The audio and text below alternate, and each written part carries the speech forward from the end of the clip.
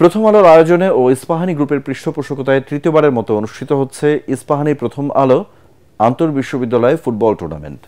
রাজধানীর সোনারগাঁও হোটেলের সুরমা হলে টুর্নামেন্টের ড্র অনুষ্ঠিত হয়।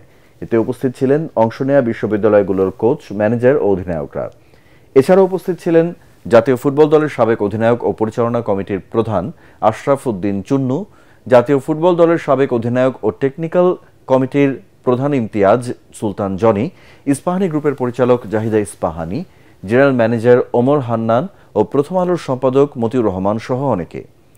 অনুষ্ঠানটি সঞ্চালনা করেন প্রথম আলোর প্রধান ক্রীড়া সম্পাদক উৎপল শুভ্র এবং টুর্নামেন্টের ড্র পরিচালনা করেন ফিফার সাবেক রেফারি ও বাফুফের head of referees Azad Rahman. দেশের 4 অঞ্চলের মোট 46টি বিশ্ববিদ্যালয়ের দল এবারের টুর্নামেন্টে অংশ নেবে। চ্যাম্পিয়ন দল পাবে 5 লাখ টাকা, রানার্স আপ পাবে 3 লাখ টাকা পুরস্কার। অনুষ্ঠানের মিডিয়া পার্টনার এটিএন বাংলা।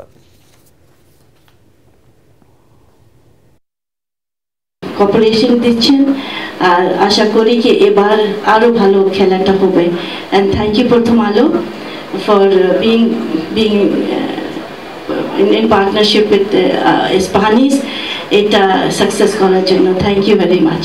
দল বাড়ানো শুধু কোয়ান্টিটি বাড়ালে হবে না, তো কোয়ালিটিটা ঠিক রাখতে হবে। কোয়ালিটি ঠিক রেখে তারপর আমরা চেষ্টা করছি যে কি পরিমাণ কোয়ান্টিটি বাড়ানো যায়। আসলে এটার একটা বিরাট বড় হাইপ সারা বাংলাদেশে তৈরি হয়েছে। গ্রুপের প্রতীক হিসাবে বেরোজ ইস্পাহানির স্ত্রী হিসাবে জাহিদা ইস্পাহানি, আমি তাকে খুব সম্মান করি।